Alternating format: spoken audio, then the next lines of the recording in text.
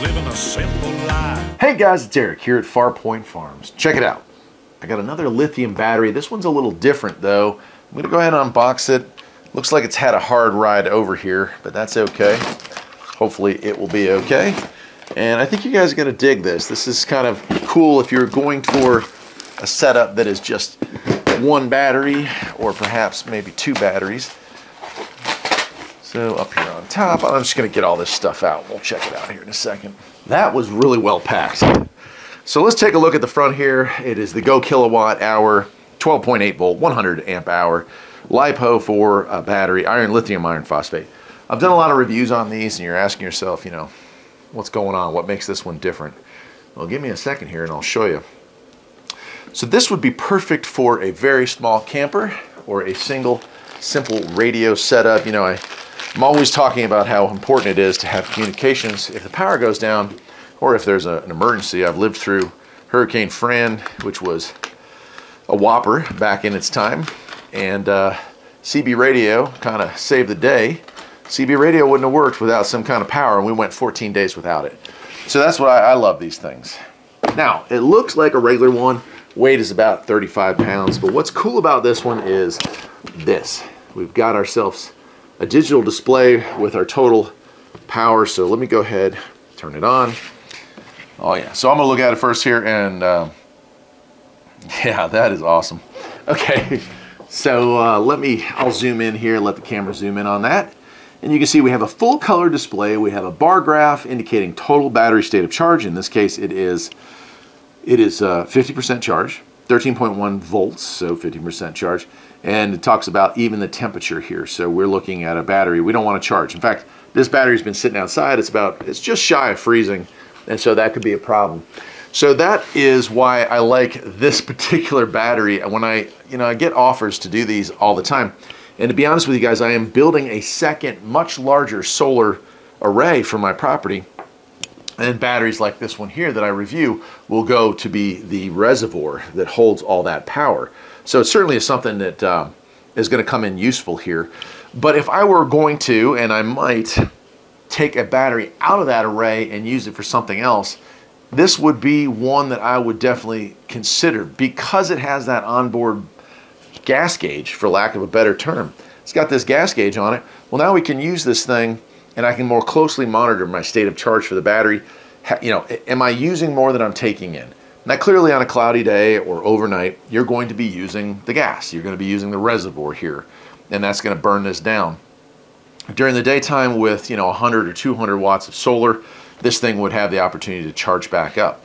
If you were looking at running maybe a shortwave radio and a GMRS radio and a CB radio all at the same time, you are not going to come close to 100 watts of overall usage in power. So something like this would be a-okay. You'd have a solar panel, maybe 100 watt. I just purchased 5 200 watt panels. That's what's going to be the next array, or the first part of it. We'll end up doubling that eventually. And a 200 watt panel mixed with this would be just perfect. 100 watts to run all your equipment, maybe a light or two to go with that radio setup you have there, and you'd be good to go. And then an extra 100 is constantly charging this thing. So you're always topped off, and then when the sun goes down or you have a rainy, cloudy day, you've got the ability to drag this thing out and kind of run down what we have in here. And that's pretty darn cool. I love the setup here. Just this little battery state of charge, smart battery, and you can see, again, I hope I'll get it closer in there. I hope that you can read that and you can see what I'm talking about. It's pretty darn cool.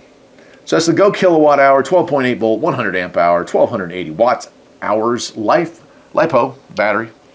And these things, the only downside to a lithium battery versus an AGM or a regular lead acid battery is the cold temperature issues. And there's ways around that, things that I've been looking into. You can get a pet mat that only uses about 40 watts of power, and you can use that in a battery box to maintain heat. So you can keep the temperature above freezing with one of those. And being that it's such a low wattage, only 40 watts, if you have enough solar arrays, if you have 2 panels, let's say, again, 200 watts, and you dedicate 40 watts to that system, well, then you can operate this thing in cooler temperatures. Now, most of you, if you're going to have something like this, and you're going to have this as a backup for your radio gear. This would be something that you wouldn't have to worry about it, because inside your house, you're going to have a nice, climate controlled house, hopefully. And so you wouldn't have to worry about temperature control. But if you're building an outside box and you live in an area, a colder area, Canada, Northeast, whatever, then you do have to worry about keeping lithium batteries warm. And it does take, a little bit of energy to do that, but it's not the end of the world from what my research has been telling me. The other reason you may want to consider this, and this is something I don't think I've ever mentioned in any of my videos, is that line power, AC power coming in, I've got all my lights on here, right? That power has interference. It has line noise, it's called. And so if you were going to hook a radio up to a wall wart, an AC inverter, if you're a little shortwave and you plug it in to get your 12 to 120 volt pattern, that is going to cause some herringbone, some issues, some noise that you're going to hear. And when you're talking about listening to really faint stations, you want that noise floor to be as low as possible. Well, when you operate solely off of a battery, you are isolating it from all that other interference. You're taking away all that other noise that may be present, backfeeding from a refrigerator, coming through the lines off of a piece of equipment that isn't working the way it should.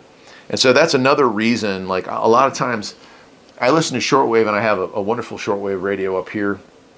But when I listen to it late at night, sometimes I will switch to the batteries, because you do get that lower noise floor. You can hear those signals that are a little farther out into the distance. Anyway, that's it for tonight. I'll leave a link to where you can get it. It is pretty darn cool, so I hope you'll support me by supporting the people that are sending me these cool things. And I'll see you next time. Take care.